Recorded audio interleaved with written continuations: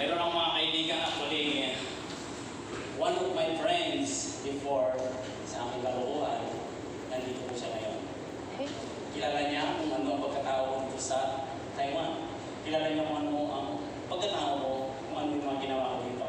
Nakita kami bago lang, nagulat ako. Ay, nakita siya. Nakita mo ako. Oh my God. Kinabahan ako bigla kasi alam niya kung ano yung mga kalukuhan ginawa ko before. Pagkat si Kuya Alfred ay dating ginamit ng Panginoon, magtitismuni mo muna ako, pagkat ang akin ay makilala din bawat sa bago tayo mag-aaral na salita ng Panginoon, si Kuya Alfred po ay dating ginamit ng Panginoon. In short, dahil sa kabila ng mga pagkakamali sa buhay, sa kabila ng pagsubok sa buhay, umigay siya at tinalikuran niya ang Panginoon. Tumayo siya sa Panginoon at sinubok niya ang lahat ng mga bagay na hindi magaganda. Pinasok niya ang mga ayaw ng Panginoon supaya labag sa kanyang kalooban. Ngunit, ang Panginoon ay sadyang napakaputi. Alam mo ba kung pray si Kuya Alfred, nasabi niya, Panginoon, kung talagang gusto mo pang gamitin ang buhay ko, ibalik mo ako sa paglikod sa iyo. Kung hindi naman ako magamit-gamit na, pwede mabutin mo na lang ang buhay ko para hindi na ako magkasala. Ganun ang mga panalangin ni Kuya Alfred ba? Ang Panginoon ay mapakaputi. Kaya nakita niyo si Kuya Alfred dito ngayon, naninibago sa kanyang kasagutan, hindi ko alam kung ano na nangyayari sa akin. Kapag tuwag-tuwa kayo, ako naman hindi nakakabahan. No? Isang panalangin ko na lang sa Panginoon, mula dito sa harap hanggang sa likod, kayo din balang araw ay narito. Kita-kita ng Panginoon, nalilipid na yan. Ang nag-principal sa Panginoon ay ginagamit ng Panginoon. Ilan ko ba? Si Kuya talaga. Talapan ko natin ang Panginoon. Hallelujah. Matalang ko lang. Okay lang ba kayo? Amen. Okay lang ba kayo? Kasi pag hindi kayo okay, problema yan. Malaking problema yan sa bilang isang nandito na hindi okay ang kanyang pamumuhay. Pagkat ang gusto ng Panginoon ay maging okay tayo nila. Amen po ba? Sa gabi pong ito, bago po tayo dumako talaga sa ating pag-aaral, ay ang ating tema ngayong buwan na ito is Arise and Build a Good Solid Church. No? Kung titignan natin, isa lang ang pinupoint ng sinasabi rito. No? Natakilain natin ang Panginoon sa buhay natin. Wala nang ibang datakilain sa buhay natin kundi Diyos. Amen po ba? Isang reason kung bakit kita rito, ano bang reason bakit ka nandito? Para pa sa iyong kapatid, para pa sa tao, para sa mga nagtutugtog, o para sa anong bagay? Narito tayo para sa Panginoon, pagkat siya yung nakila sa buhay natin. Amen po ba? Amen? Kapag-tapa talaga ako sa paligid. Subalit okay lang yan. Matatapos at matatapos din tayo. Actually, yung aking rito ay sinira ko para hindi ko makita yung orasan. Subalit, akala ko ay nakaligtas na ako sa orasan. Subalit ay mas malaki pa pala ito. Pero okay lang yung mga kapatid. Matatapos pa rin tayo sa tulong ng Panginoon. Sapagkat yung tinuturo ng Panginoon is makilala natin siya. Ibigyan lamang natin ito ng kahulugan, ibigyan lamang po natin ito ng kaunawaan, what is exalted God. Datakilain natin siya, na, umigit-tat na, ang ilaw ko yan, ang aking mata ko ay mahina talaga sa ilaw. Sorry, hindi ba natin yung ilaw? Pagkat malabo na matanda na yata si Kuya Alfred. Pero naninindigan pa rin ako ng bata pa. Amen? Nasabi niya po rito, no, makita natin sa kwento ni Juan Bautista. Si Juan Bautista ay taga-bautismo ng tubig. At sabi niya, doon sa Marcos chapter 1, 9-11, and Luke 3, 21-22, makikita natin yung kwento doon na nagbabautismo si Juan Bautista. No? And after that, si Juan Bautista, nagbabautismo, ano sabi niya? Ang kasunod ko ay siyang mas dakila na siya ang mag-ahari sa atin. Amen? Doon pareho sila ng angkas na paglilingkod sa Panginoon, subalit siya ang mas dakila. Kaya sa church po natin, sa ating paglilingkod sa Panginoon, dito sa loob ng church natin,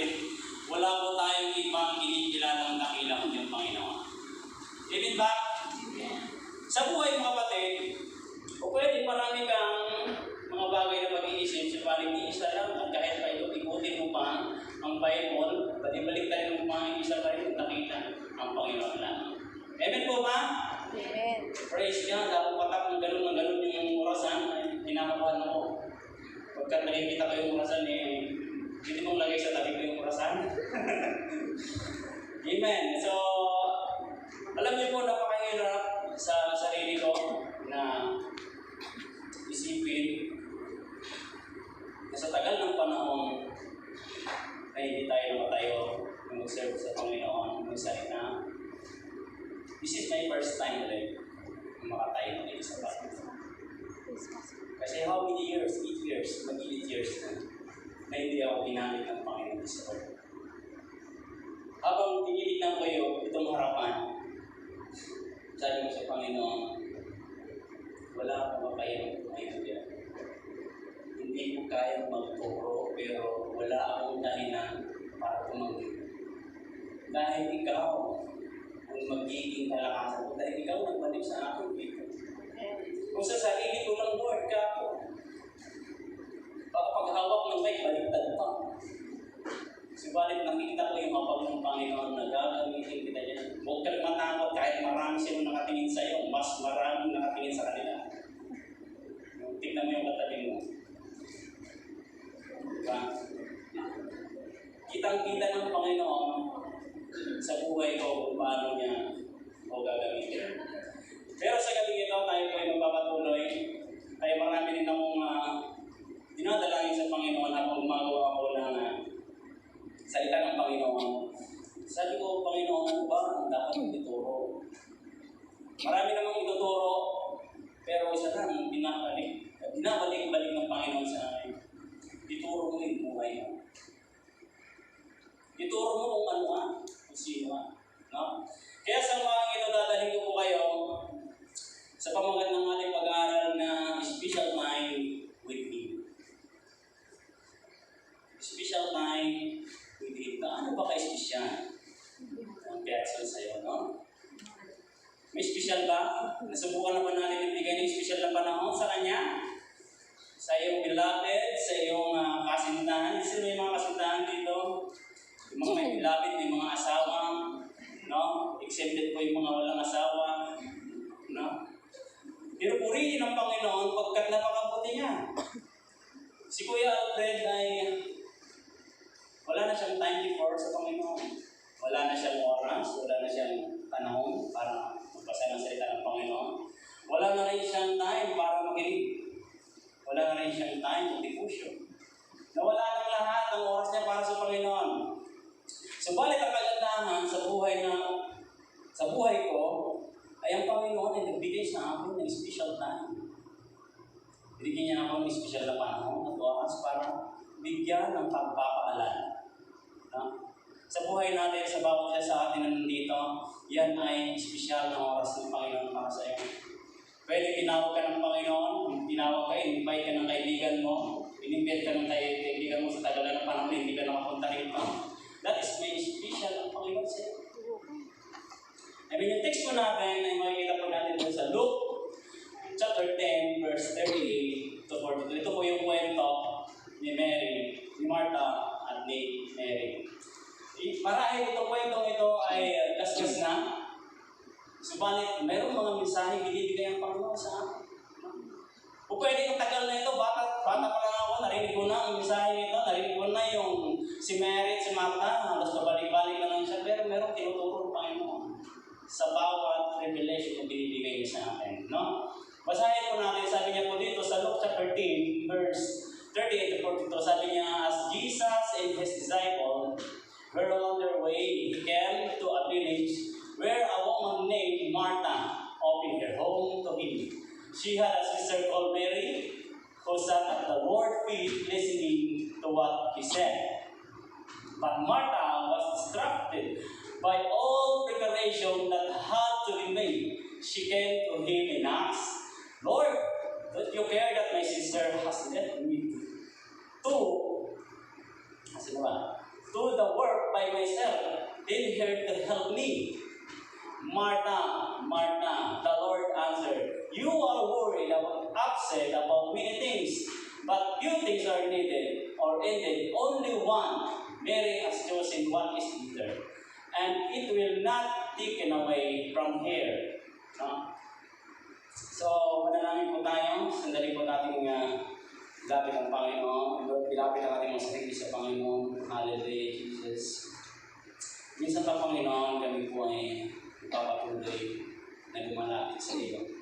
Pagkat wala po kami kakayanan, wala po kakayanan, sa harapang ito, hindi dahil sa iyo, Panginoon, habag. Tulungan mo po kami, Panginoon, na manawaan yung mga salita sa gabi ito. Tulungan niyo rin po kami na ipaliwanag, na unawaan yung mga salita. Bukos alam po na yung Panginoon Diyos, na mayroong limitasyon ng buhay po namin. Subalit kami po ay nananahan sa iyong mga salita. Tulungan niyo po ang aming buhay na kami po ay matuto kung unawaan sa iyong mga salita sa gabi. Pagkat naniniwala kami na may dahilan na may oras sa lahat ng bakit yung nangyari. Salamat na Diyos sa iyong pagkakinig. Dinadakilan kami ng pasalamatan po namin sa iyong pagkakinig. Walang ibang itataas at matatakilan sa gabi nito, kundi kayo lang. Tukukin niyo po kami Panginoon. Pagharian niyo po kami sa aming kalagitnaan sa mga oras. Salamat naman. Ikaw lang ang mapapurihan. Pasalamatan sa gabi nito. Amen. Praise God. Hallelujah. So magpapatuloy po tayo. Introduction pa lang yun. Subalit, huwag kayong mag-alala. Gaya na sinabi ko, parang 3 tayo matatapos. No? Kapang-kaba kayo. Samantala ko, pinakabahan din. No? So, special time with Him. Pagka tayo ay talagang nagbibigay ng tamang oras, nasubukan naman natin ito sa mga magbilabin, kung kayo sa mga lahat, sa mga mag-asawa. Nasubukan naman ninyo dati na may mga espesyal na oras kayo binibigay sa kanila. Amen? Dati, so, pagbituan muna tayo, dati, lapit kayo. Parang gusto nyo lumapit, lapit na tayo. Dati, ang sitwasyon ng pagbibigay natin ng oras sa ating mga bilabid, kahit malayo, may kwenta kahit malayo yan, kahit pakrubak yan, tayo nagbibigay ng oras. Espesyal sa sige na, kahit umuulan. Umuulan, okay lang yan. Kaya yan. Baka malit ako. Okay lang yan. No? Pero kung sila yung mag-asawa na, umuulan. Bahala ka. Punta ka. No? Malilit ako. Tagal-tagal mo kasi. No? Dati, nagtsatsaga siya. Nandito ako sa labas. Sa baba ko, naghihintay. Kanina pa. Okay lang yan. No? Ang sweet. No? Pero tumagal na, magsama na. Ang tagal mo na akong bumaba. Kanina pa ako dito, init na ako. Nanggigigil ka na. No? Yung espesyal na oras ang parang nagbabago.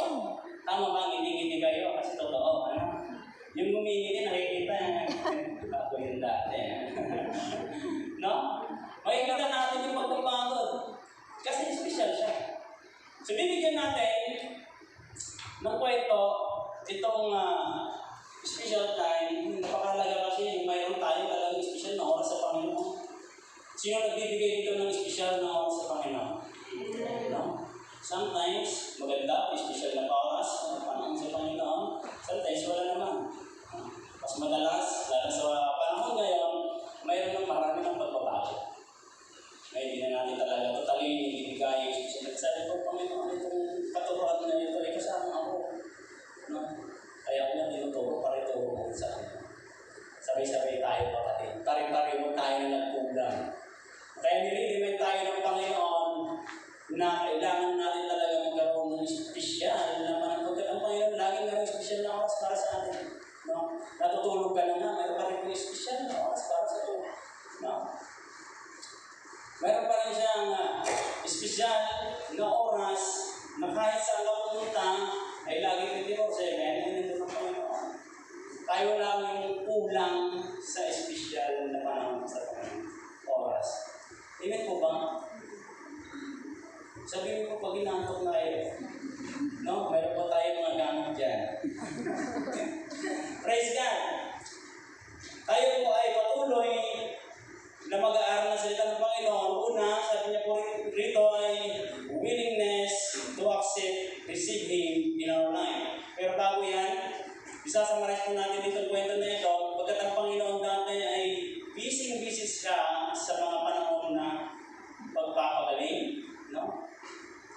Pananalangin sa may mga taong nangangailangan. Subalit ang Panginoon, makita natin yan sa salita ng Panginoon sa ating text, verse 38, na doon ay makita natin kasama niya mga disipulo, kasama niya pumunta doon sa bahay ni Marta. Makita natin na tinanggap siya ng Panginoon, at tinanggap siya ni Marta doon sa kanyang tahanan. At makita natin doon na ang kanyang kapatid ay naroon din. At naupo siya doon sa kanyang paanan. In short, at si Marta naman ay busy, maalala ko yung kwento ng isang kapatid dati, sabi niya, ano ba kasi yung ginagawa ni Marta nang nagagayat daw ng karne sa likod? No? Kung makita natin daw, busy si Marta. And then talagang naninibago na si Marta, sabi niya, para yung kapatid ko, hindi naman na tumutulong. So, ang lakas din ng loob niya, nasabihin sa Panginoon, sabihin mo nga yung kapatid ko. Tulungan din naman ako, ay pagod-pagod na dito sa paghahanda. Subalit yung kapatid ko, wala namang pagtulong na ginagawa sa akin. Inutusan niya pa, ang sabi ng Panginoon, Marta, masyado kang abala sa maraming bagay. No? Subalit itong si Maria, ay mas pinili niya na umupo dito para makinig sa aking salita. At yun ang hindi mawawala sa kanya. No? Titignan natin sa kwento ko yun, na si Mary ay naupo agad sa paran ng Jesus. Pagkat yung mga panahon dati, mga babae talaga ay sila maghahanda mga pagkain. Kung makikita natin doon sa kwentong yun, na dapat dalawa sila magtulungan magkapatid para ipaghanda ng pagkain kasama yung mga disipulo ng Panginoon, di ba? Subalit, ang ginawa ng isang kapatid niya ay umupo na agad doon at nakinig sa salita ng Panginoon. Tapos si Marta naman ay abala sa maraming bagay sa paghahanda. So, kung di natin alam kung ano mga pinagagawa nila at that time, siguro maraming handang ginagawa, maraming mga putahin ginagawa pagbigay sa Panginoon. So, unang pag-aaralan po natin dito is willing to accept and receive within our life. No? Ano yung bukal sa puso natin na tanggapin ang Panginoon. No? Gawin po natin practical yung pag-aaral natin ngayong gabi. Pagkat ito yung pinapakita ng Panginoon sa buhay po natin. No, willingness to accept and receive in our life. So, kinakailangan matutunan po natin yung tanggapin kung ano ang tama.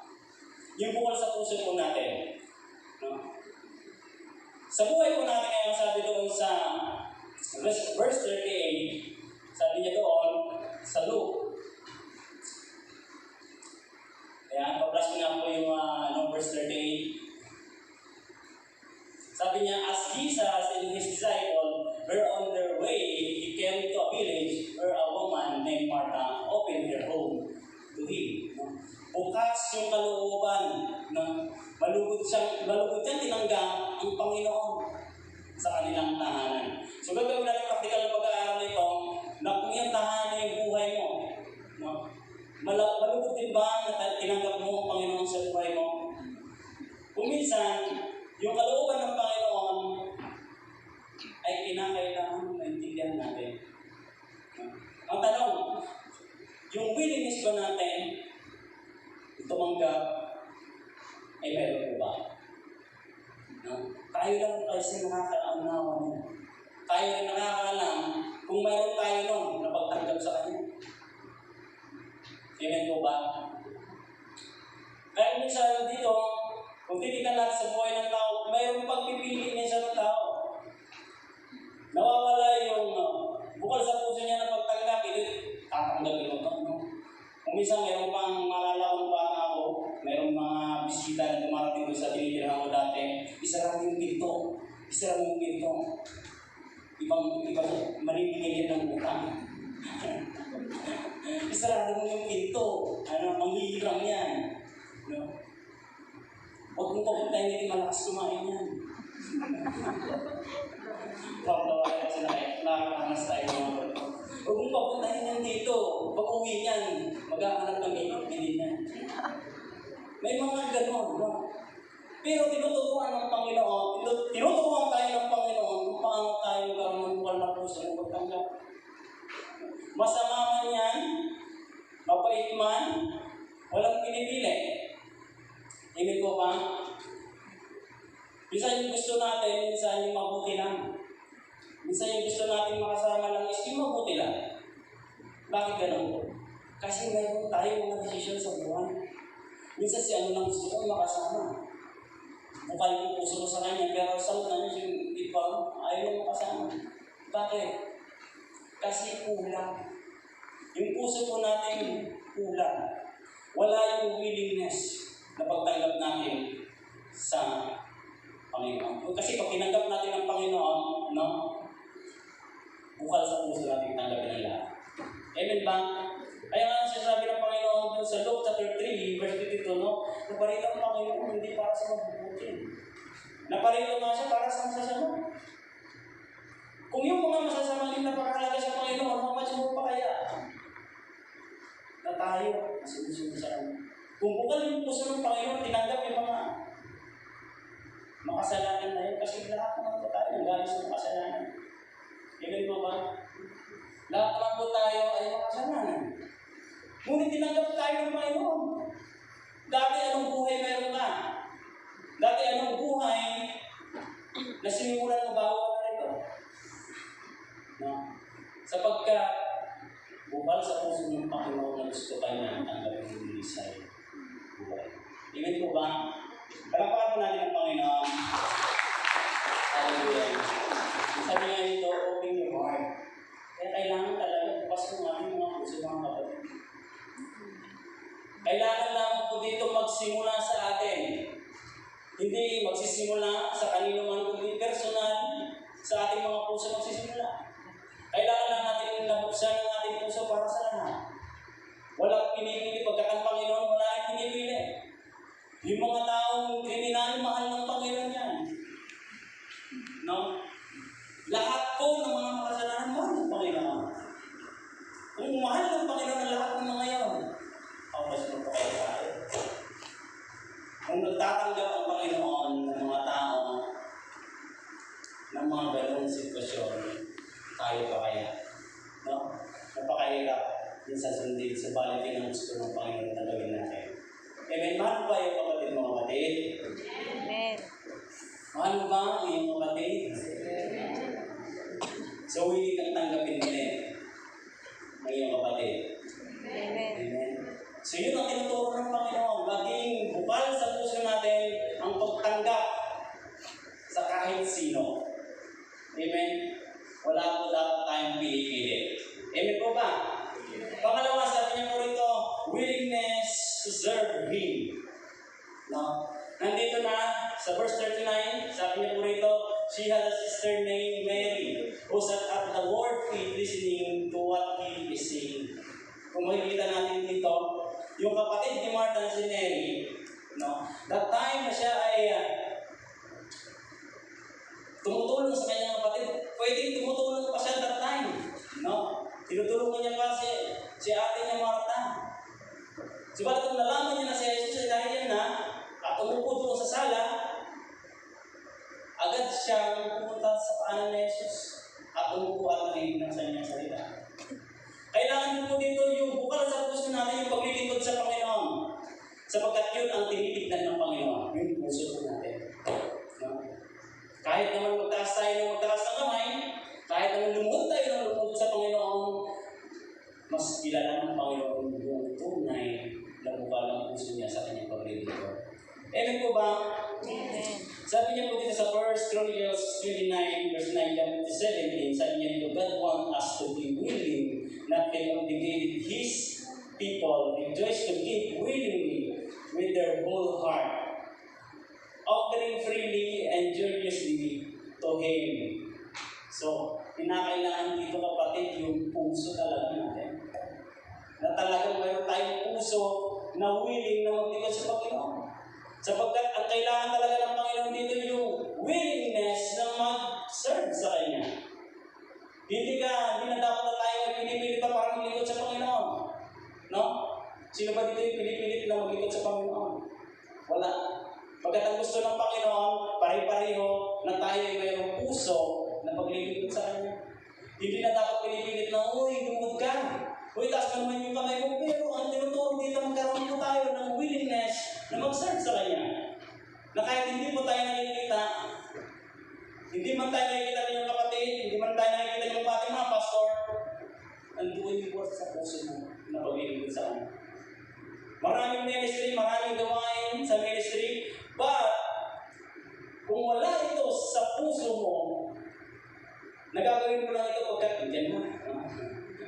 Alam natin mga kabuhay young leader, may mga youth po akong hinahawakan. Ay, naya siya. No, kanya-kanya ng hawak ng walis. Kanya-kanya ng bilis, mga trapong, mga upuan. Hindi ko alam bakit gano'n. No? Pwede kayo din. No, nasa school kayo, elementary kayo, hindi kayo. No? Ayun, si teacher, kanya-kanya na rin hawak ng walis. Kanya-kanya rin hawak ng tools. Teacher, ito lang po yung aking damo. No? Bit-bit ko pa, mayroon akong plastic kunwari. No? Pero kahapon pa yung inipon. Kahapon pa yung parang meron ka lang may pakita mayroong bit-bit. No? So, tinuturo ng Panginoon nito, ang galing ni Kuya Alvin kasi lahat yung danas niya. No? Pinakatalino si Kuya Alvin kung kanya ay siya ay elementary. No? Kung teacher nga, naiisahan. Ano? Pero katalino ang estudyante dati. Pero ngayon, mas matalino na ang estudyante. Praise God. So, ganun po ang Panginoon. Tinitignan niya ang ating mga puso. No? Hindi tayo dapat tinuturuan na utusan pa. No? Pagkat alam naman natin kung ano yung tama talaga na paglilingkod sa Panginoon. Hindi tayo tinatawag pa, okay kapatid, tara, kapatid, ano tayo? Personal po ang ating paglilingkod sa Panginoon. Yan po ba? Sapagkat hindi naman yung kapatid mo maglilingkod sa inyo. Ikaw naman ang magsiserve sa Panginoon eh. Ikaw naman magpupuri sa Panginoon. No? Sapagkat darating yung araw, kung sasabihin mo, nag-serve po ako, oh, ba't hindi ka kasama sa church? Hindi, nagpasabay lang po ako kay Claire. Pwede ba yun? No? Halimbawa naman po yun. Ang paglilingkod talaga is individual. Amen. No? Hindi po pwedeng kasama na lang ako sa prayer. Madalas ganun mga kapatid, no? Kasama na lang po ako sa prayer. Matutulog po ako. Eh, paano nag-rapture? No? Nag-rapture. Nauna na yung iba. Natutulog ka ba? Pag-gising mo, wala nang tao sa mundo. No? Naiiwan ka tuloy.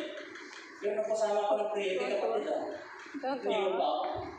Kaya pag-ilingkod sa Panginoon talaga, hindi ko pwede magpasabay. Hindi pa hits. Okay. Hindi pa hits. No? Okay, hits na lang. No? Kasama na lang ako. Hindi po gano'n. Ang paglilingkod ko talaga sa Panginoon is individual. Kinakailangan ko talaga na personal mo lapitan ng Panginoon Diyos. Sapagkat ang lahat ng nagtuturo rito, lahat ng mga leaders na nagtuturo, ay nakakatulong lang ako sa iyo. Subalit ang totoo talagang pagliligtas, ang totoo talagang pagtuturo, na maglingkod sa Panginoon ay iyong sarili. Amen. Amen po ba? Amen. Hallelujah. Sabi nga po rito, sa Colossus chapter 3, verse 23, 25, dito tinuturo din talaga dito yung gawin ng buong puso yung mga paglilingkod sa Panginoon. Kaya siya sabi mo kanina, kahit hindi man tayo kita ng kahit sino, kahit hindi man tayo tinuturuan, ginagawa natin ito para sa Panginoon. Amen po ba? Wala akong tinitignan ng Panginoon, kundi puso talagang may totoo ng pagsunod.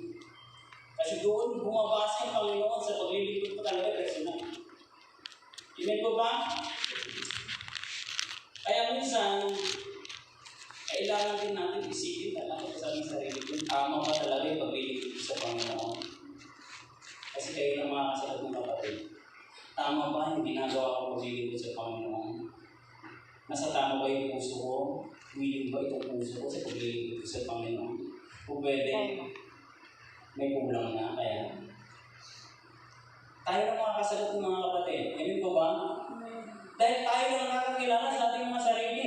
Kung totoo ba ay paglilingkod, subalit nakikita ng Panginoon. Yung mga nandito ngayon ay nakikita niyo yung puso niya.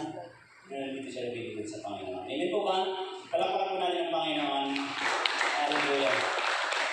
Pangatlo, sabi niya po rito sa ating pag-aaral, forget everything to serve Him. No, marami tayong mga bagay. Ito na yung sinasabi niya dito kanina in verse 40. Doon sa kay Martha, sabi niya po sa verse 40, but Martha was distracted by all preparation that had to be made. No? She came to Him and asked, Lord, don't you care that my sister has left me to do the work by myself? Then here, abala na ako, sabi ni Martha, Panginoon, pagod na ako sa paghahanda. Sa dami ba naman ninyo na pakakainin? Ako lang mag-isa ang nagpiprepare nito. Pwede bang sabihan niyo naman yung kapatid kong yan na tulungan naman ako sa paghahanda? Sapagkat kung ikaw nga lang naman mag-isa, at kung yung disciple ng Panginoon 12 sila, 13 ang Panginoon, no? At yung magkapatid na si Martha at Maria, ilan na sila? Mathematics tayo ngayon. Pareho tayo 0. 15. Ano? 14.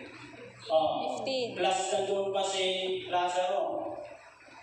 Pagkat si Martha ay kapatid ni Lazaro. Kaibigan sila ni Jesus. So kung ilan sila, 15 sila, kung tag-iisa silang humba, marami yun. No? O 5 stick na barbecue, paborito nila yung barbecue, no? O 5 hopya, marami silang ibrito, ang dami na luluto Kung siya lang mag-isa na naman, baka masunog yung iba. Walang magbabantay doon sa inyo, isda. No? Ganun ka-busy ang kanyang ginagawa. Kaya naman naisipan niya na sabihan mo naman si Martha, ang lakas na loob niya, no? Alam niya naman si Jesus pagkapaligtas. Kaya mo ba yung gawin? Pwede sa loob ng tahanan natin, sino may mga kapatid dito? May mga kapatid dito na minsan sa pagkakapatid hindi maiwasan yung pag-aaway dahil sa trabaho. Sino may mga anak dito? Malalaki na. Yung maliliit, wala tayong malay. No? Yung may mga kapatid dito, may mga kapatid ba dito, nasubukan yung mag-aaway, di ba sa tahanan dahil sa trabaho? Ako na nagpuhugas ng plato. Ako na kailang schedule naman. No? Nagdadagod ka pa. No? Sasabihin sa'yo, oy, ako kagabi Sasabihin mo, schedule tayo nagpalitan tayo So tayo. Isa sabihin mo naman siya, natulungan naman ako dito. Nag-aaway tayo sa mga maraming bagay. Abala tayo. Kaya kung minsan, nagkakaroon na tayo ng galit sa kapatid dahil sa hindi pa po naman sa trabaho. Pero dito sa ating pag-aaral, sabi niya, forget everything to serve Him. Kalimutan natin, no? Yung mga bagay na nakakahadlan sa atin. Kung minsan sa sobrang abala na tayo, hindi na natin nabibigyan ng panahon ng Panginoon. No? Abala saan?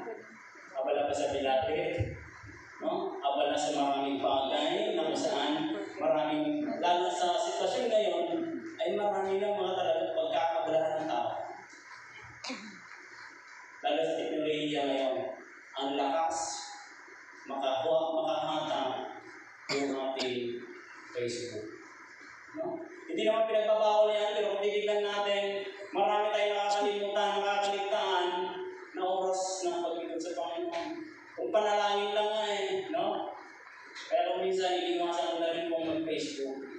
Kasi nakikita ko doon sa mga Facebook, pag-browse ko nung gano'n, parang maganda rin yata ang mag-filter. Sabi ko, ang gaganda. Sabi ko, nakakahanga. Kaya pagkat kayo nag-filter na gano'n, baka sabi ko, baka yung Lord, baka pagdating ng araw, baka pagpunta ng langit, baka hindi mo ako makilala sa sobrang nagpapuhay. Kaya sabi ko, tigil na yan. Kaya minsan dinidiro ko pa yung sarili ko, tigil mo na yan. Hindi na makakatulong. Humanga ka na lang. Ay, minsan, may panahon na ako'y nananalangin. Nananalangin ako, nilayo ko yung aming cellphone para hindi ako mag-distract sa panalangin. Sabi ko, Panginoon, patawarin ko ako. Sa maraming mga bagay na nakikita ko, hindi kaya. Mamaya, Nakalimutan ko, hindi pala ako nakasilent. Minsan nagpapayag-payag. Minsan nadidistract. Sino ba ito? Kala ko mga importante. Kunwari na lang importante, ano? Kunwari importanteng message yun. Mamaya, titignan ko muna. Aba, meron na naman mga post. No? Wow, grabe sikat talaga itong mga batang na rin. No? Makikita ko sobrang ganda. Sabi ko, sa personal parang hindi naman.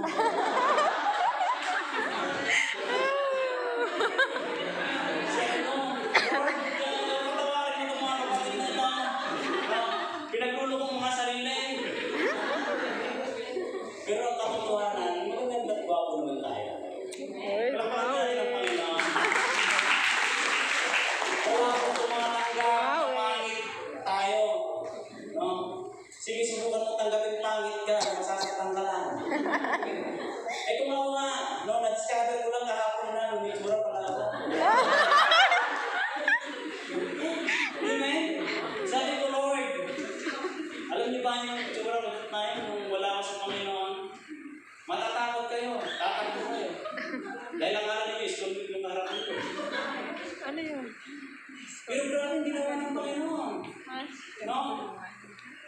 Kaya na makita ko sa Facebook, kaya na ang lakas talaga ng Facebook. Grabe talaga ang Facebook, kapatid. Ay kung minsan gusto mo rin minsan manalangin na Lord, paturo na. No? Pero naniniwala ako, talagang kung yan talaga ang itsura mo, yun na yun. Amen. Pero ito. Kaya huwag kang kabahan, kapatid. No? Kaya minsan matakot kayo, marami nagpapabago ng itsura niya. Ilang buwan lang, magugulat din siya. Yung ilong niya, pinatangos niya, ilang buwan lang, nawala ng kabila. Kaya kapatid, mahalin mo yung sarili mo. No?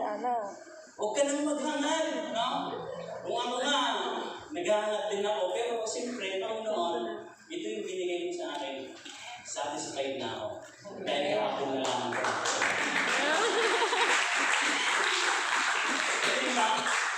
Ganon, Panginoon. Medyo sa Facebook na yan, no? Wala tayo.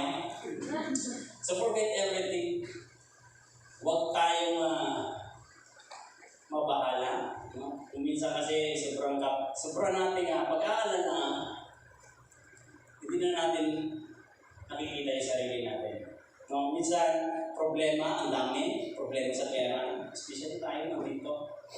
Tayo nandito sa ibang bansa, ano ba yung lagi natin pinagpupuyata, pinagpupuspusan ng pagod natin? Pera. Nandito tayo dahil sa pera. Nagtatrabaho tayo dahil sa pera. Marami. Kung ikaw naman ay dalagat binata, ang problema mo asawa. No? Sino dito yung mga binata, mga walang asawa, baba ang kamay, yung mga no? Pagkatalo lang, ang nagtataas, kapatid. Gusto niyo sumama? No?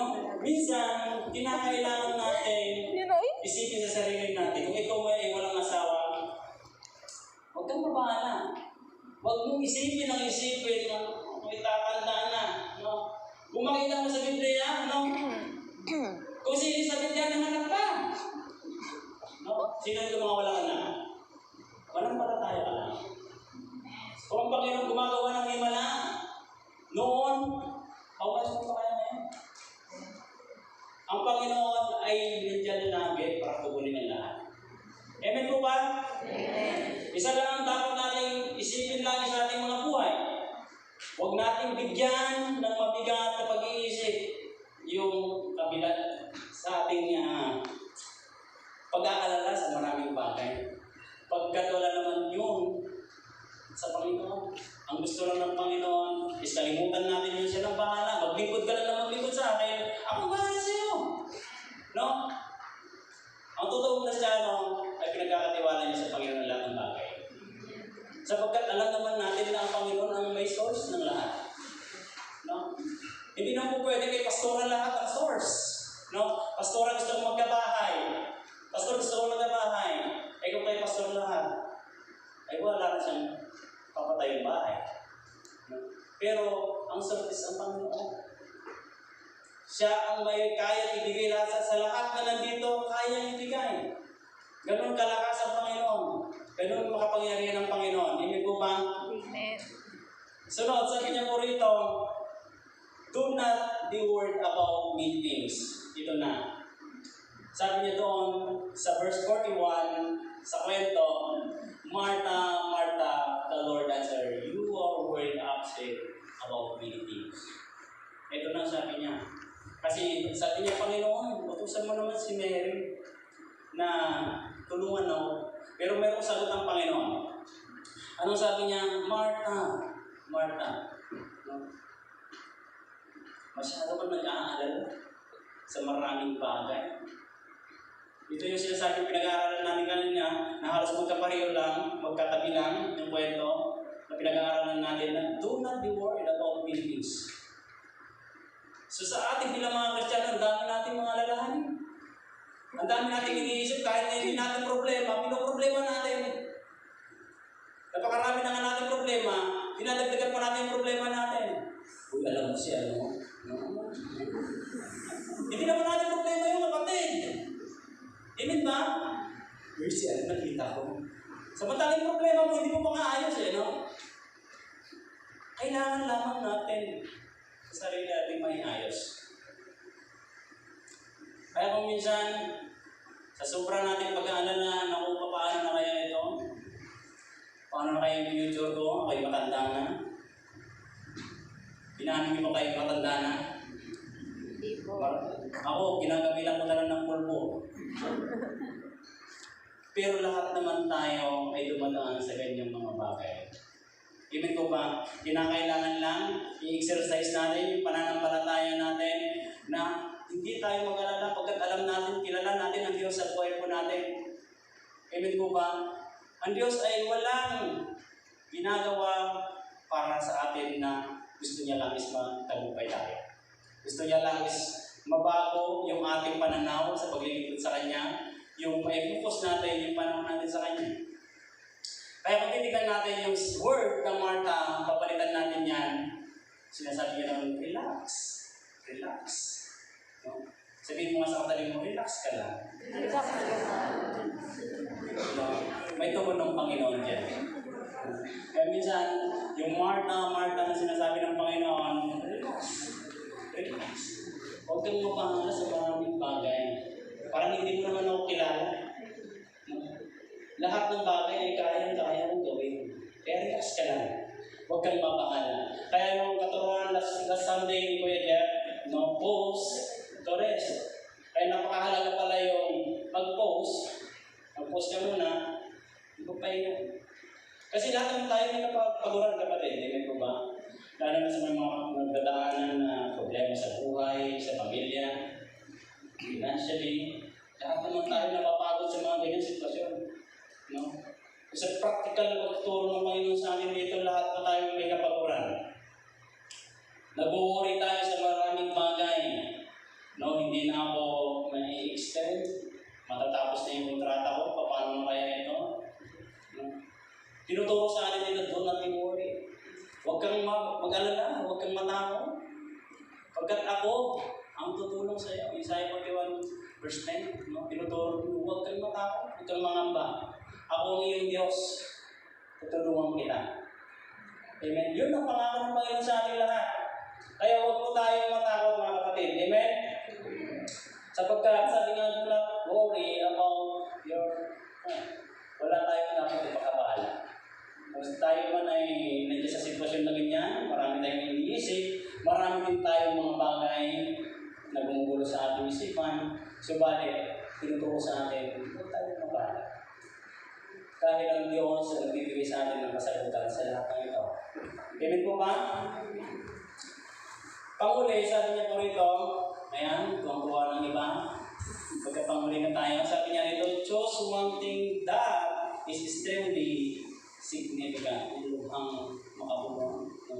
Mayroon dito, sabi niya rito sa last verse na yan, makikita natin, sabi niya, but few things are needed or ended.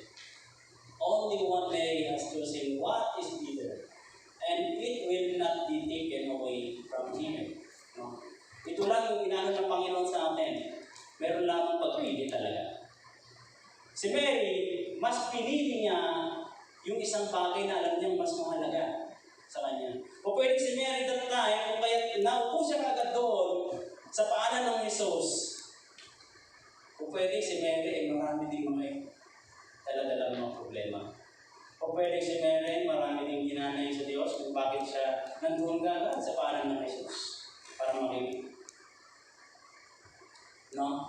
Isang napakahalagang bagay na matutunan natin na yung lumapit tayo sa Panginoon. Yung piliin natin yung mas nakakaloob, mas nakakabigay sa atin ng pag-uunawa ng Diyos ang siya dapat natin unahin sa ating mga buhay. No? Sabi ito, pinakamahalagang bagay na dapat natin piliin ay ang tunay na paglilingkod sa Kanya. No? Ang paglilingkod ay pagpili, mabigyan ng mahalagang oras o panahon ng Panginoon. Yan po yung mga mahalagang bagay na dapat natin gawin. Sapagkat ito ay hindi mawawala sa atin. Kasi kahit naman na tayo sa tayo pupunta, sa tayo makarating, pagkat pinili natin ang Panginoon sa buhay natin, hindi na yan mawawala. No? Subalit kung dito sa paghahanda, na maraming bagay na kumain ka dito, mamaya kumain ka ng masarap na ulam, pag-alis mo, makakalimutan mo na. Pero yung salita ng Panginoon, kahit saan ka pumunta, dala-dala mo hindi mapapanis. Pero kung yung mga ulang dala-dala mo, yung hinanda mo ng putahe na yan, dala-dala mo kahit saan mapapanis. Subalit ang salita ng Panginoon, pag ito ay nitanim sa atin, kahit saan ka pumunta, kahit anong mangyari sa buhay mo, yan at yan ang dadagin mo sa buhay. Ganun po ang nangyari sa Holy Grail. No, kahit talikuran mo salita ng Panginoon, babalik at babalik ang salita ng Panginoon sa iyo. Dahil natuto kang nakinig at pumili kung sino ang Diyos sa buhay. Amen po ba? Pinili tayo ng Panginoon kung kanyang magiging tingkod. Kaya pinili po natin ng Panginoon sa ating mga buhay. Kasi yung paglilikuran natin. Amen po ba sa ating mga buhay? Gawin din natin espesyal. No? Yung oras natin sa Kanya, sa Panginoon.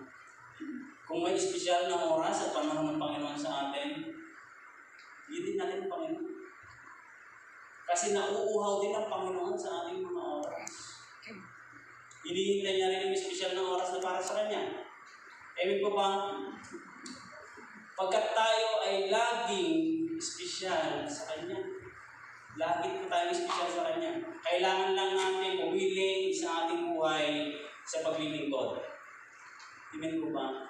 Wala na pong ibang dahilan, wala na pong ibang marami pang gagawin na paglilingkod, kundi ang kilalanin siya sa ating mga buhay. Kailangan lang natin pumili talaga sa atin. No? Tumayo po tayo lahat. At sa pagtatapos po natin, sabi niya po ito,